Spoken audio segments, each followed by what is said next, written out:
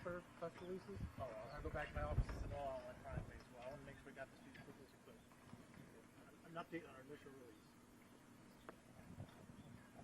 Right. You guys ready? On your end? Okay. On June 16, 2023, at approximately 12:36 p.m., Manistee County Dispatch received a call reporting a shooting in the 200 block of 5th Street in the city of Manistee. Officers responded to the scene and located a 36-year-old Traverse City man who had suffered a gunshot wound to the abdomen. Witness statements indicated the suspect fled on foot and was accompanied by 2 other individuals. Law enforcement agencies from the Manistee and surrounding counties established a perimeter and began efforts to locate the individuals.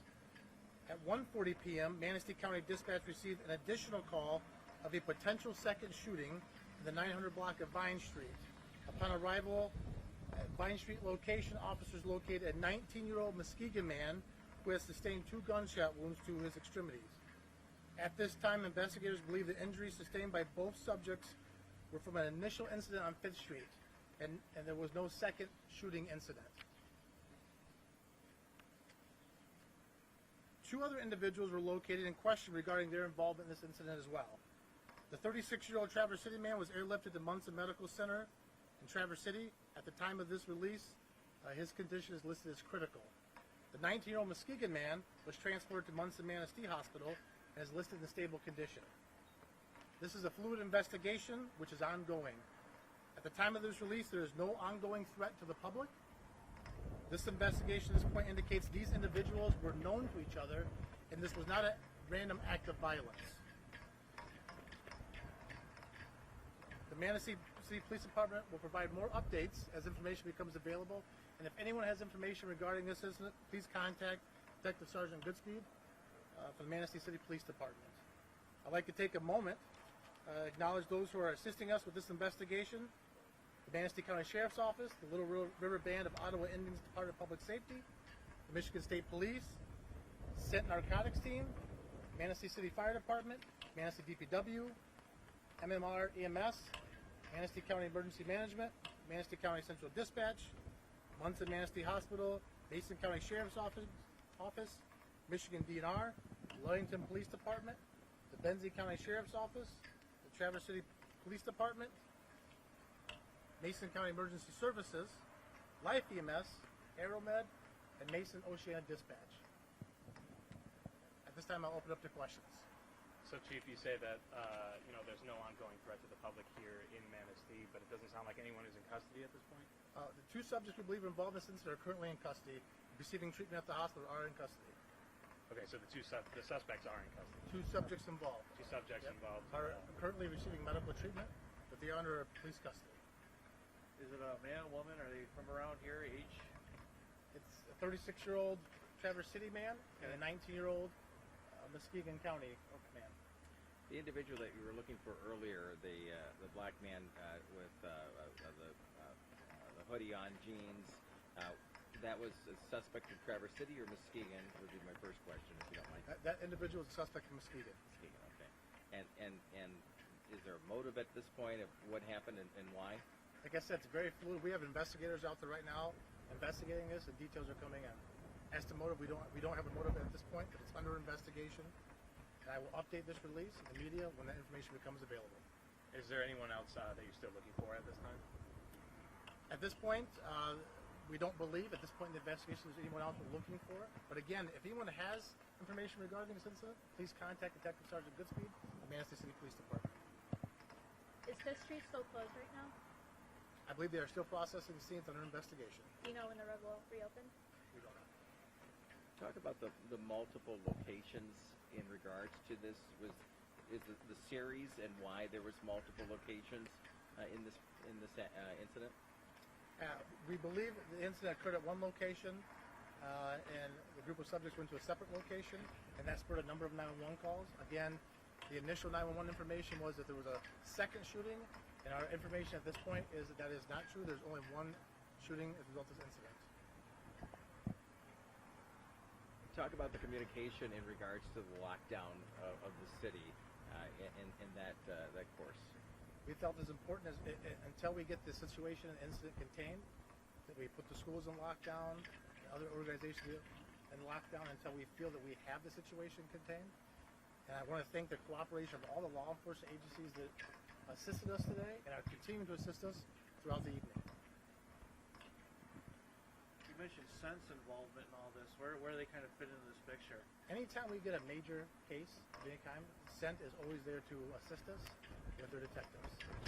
So do you believe there's drugs or something like that involved because they're, a drug enforcement team? So is it just simply they came in, or is there drugs suspected in this in one way, shape, or form? At this point in the investigation, that's unknown.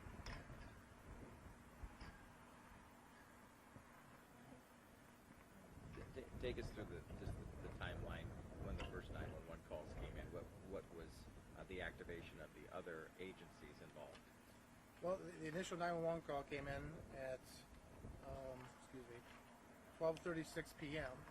and our officers responded. Again, the Manistee County Sheriff's Department, Manistee State Police Department, the Tribal Police Department, and they're constantly getting information, making decisions based on information. The main thing for us was to try to contain this incident, figure out a way to de-escalate it, and so officers are making decisions they make every single day out there to make sure that, number one, we contain the incident, get information out to the public as quickly as we can, and de-escalate it, and then the investigation begins.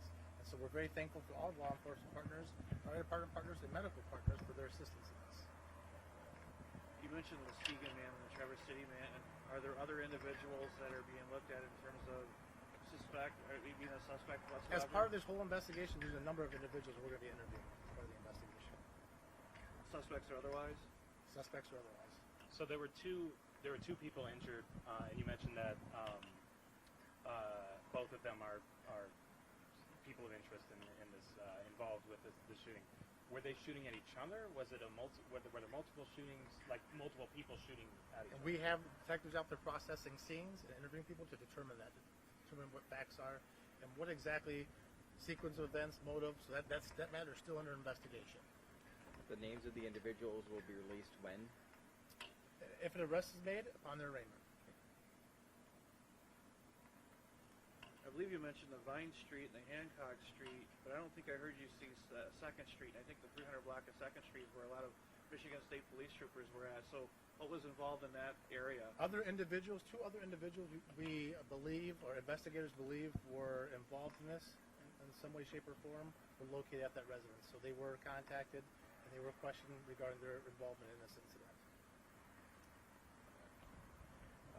Under your being in charge of the City of Manistee Police Department, has there been any incidents like this that you could relate to, and/or the training that has led up to today to make sure that the quick action that you performed today got us to this result?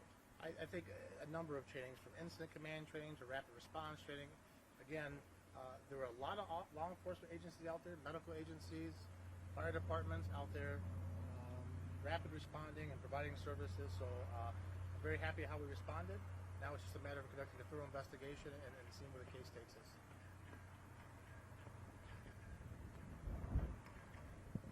And those scenes, they'll be processed for a few hours. Do you think it'll be into tomorrow? What's that timeline? And for those neighbors that live around that area, what's your recommendation to them? My recommendation is let our officers process those scenes. The detectives at each of one of those scenes are making that determination of how long it's going to be to process those. We're not going to rush anything. We'll make sure we're very thorough and methodical. At this point, just let our law enforcement officers do their job and come up with some answers. Everything I have for you guys. Thank you. Anything else? You want a physical copy of the release? Yeah, that would be great. If we could, and then Chief, I wanted to ask you too, because we're in Grand Rapids.